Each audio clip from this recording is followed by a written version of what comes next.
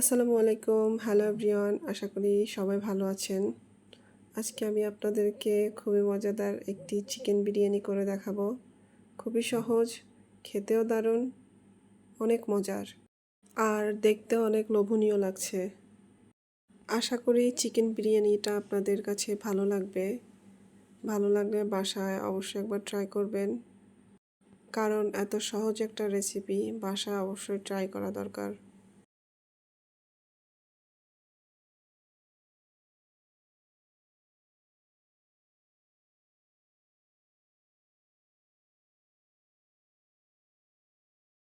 তো মূল রান্নায় চলে যাওয়া যাক। চুলায় একটি হাঁড়ি বসিয়ে তাতে পরিমাণ মতো তেল, সাথে 2 চামচ ঘি। আপনাদের কাছে ঘি না থাকলেও সমস্যা নাই। তারপর তেলটা গরম হয়ে আসলে পেঁয়াজ কুচি দিয়ে দিব। পেঁয়াজটাকে ভালোভাবে কিছুক্ষণ ভেজে নিতে হবে। পেঁয়াজটা ব্রাউন কালার আসা অবধি পেঁয়াজটাকে ভালো করে ভাজতে হবে। পেঁয়াজটা অবশ্যই ব্রাউন কালার করে ভেজে নেবেন, তাহলে বিরিয়ানির কালারটা অনেক সুন্দর হয়। এই যে আমার পেঁয়াজ বেরেস্তা হয়ে গেছে।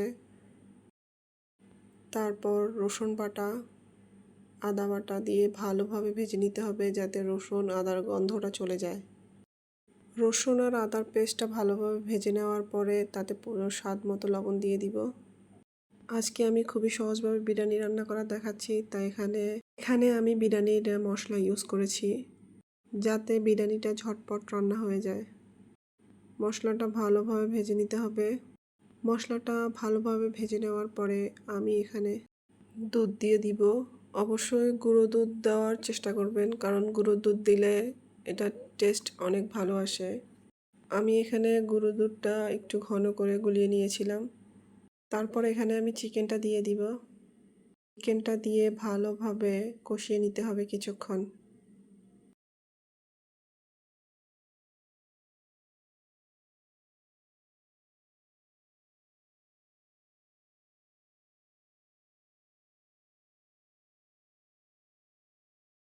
মাংসটা কষিয়ে নেওয়ার পর এটাকে ঢাকনা দিয়ে ঢেকে কিছুক্ষণ রান্না করে নিতে হবে।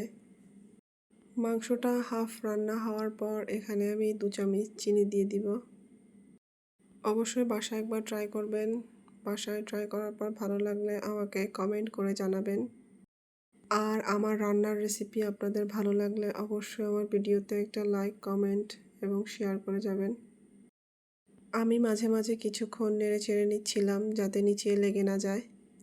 মাংসটা যখন 70% হয়ে আসবে, তখন আমি এখানে আগে থেকে ভেজে রাখা কিছু আলু দিয়ে দিব। আলুটা দিয়ে ভালোভাবে মাংসের সাথে মিক্স করে বাকি রান্না কমপ্লিট করে নিব। এত সহজ রেসিপি অবশ্যই বাসায় একবার ট্রাই করবেন। আমার চিকেন রান্না হয়ে গেছে। তারপর আমি এখানে পোলাওয়ের চালটা দিয়ে দিব।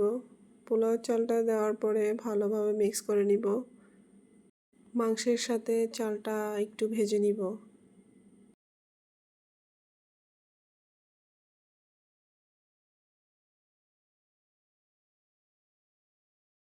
ভেজে নেওয়া হয়ে গেছে। এখন আমরা পরিমাণ মতো পানি দিয়ে দিব। আপনি এখানে চাল যতটুকু নেবেন তার দ্বিগুণ পানি দিবেন। পানি দেওয়ার পরে ভালোভাবে মিক্স করে নিব। চিকেন বিরিয়ানিটা কম বেশি সবাই রান্না করতে পারে। অবশ্যই আমার ভিডিওটা আপনাদের ভালো লাগবে। তারপর ঢেকে দিয়ে কিছুক্ষণ এটাকে রান্না করে নিতে হবে। আমি মাঝে মাঝে ঢাকনা উঠিয়ে একটু নেড়ে চেড়ে নিচ্ছিলাম, যাতে নিচে লেগে না যায়।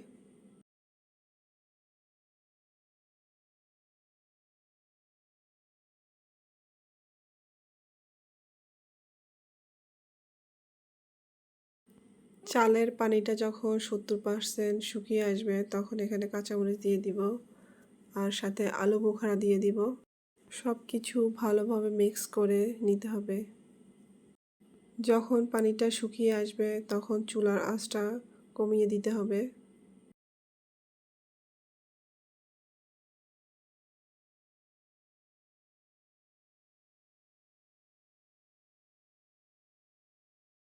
আমার চিকেন বিরিয়ানিটা হয়ে গেছে। এটাকে এখন 10 মিনিটের জন্য দমে দিতে হবে। দমে দেওয়ার আগে এখানে আমরা 2 চামচ ঘি দিয়ে দিব। ঘিটা অপশনাল, থাকলে দিবেন, না থাকলে দেওয়ার দরকার নাই। ঘিটা দেওয়ার কারণ হচ্ছে খুব সুন্দর ফ্লেভার আসার জন্য। তারপর ঘি দেওয়ার পর আমরা এখানে পেঁয়াজ বেরেস্তা দিয়ে দিব। আর অবশ্যই পেঁয়াজ বেরেস্তা দিবেন। পেঁয়াজ বেরেস্তা দেওয়ার পর ঢাকনা দিয়ে ঢেকে রাখবো 10 মিনিটের জন্য। তো এই যে আমাদের চিকেন বিরিয়ানি হয়ে গেছে, খুবই সহজ, খুবই লোভনীয়। আশা করছি আপনাদের চিকেন বিরিয়ানিটা খুবই ভালো লাগবে। অবশ্যই বাসায় একবার ট্রাই করবেন। সবাই ভালো থাকবেন, সুস্থ থাকবেন। আল্লাহ হাফেজ।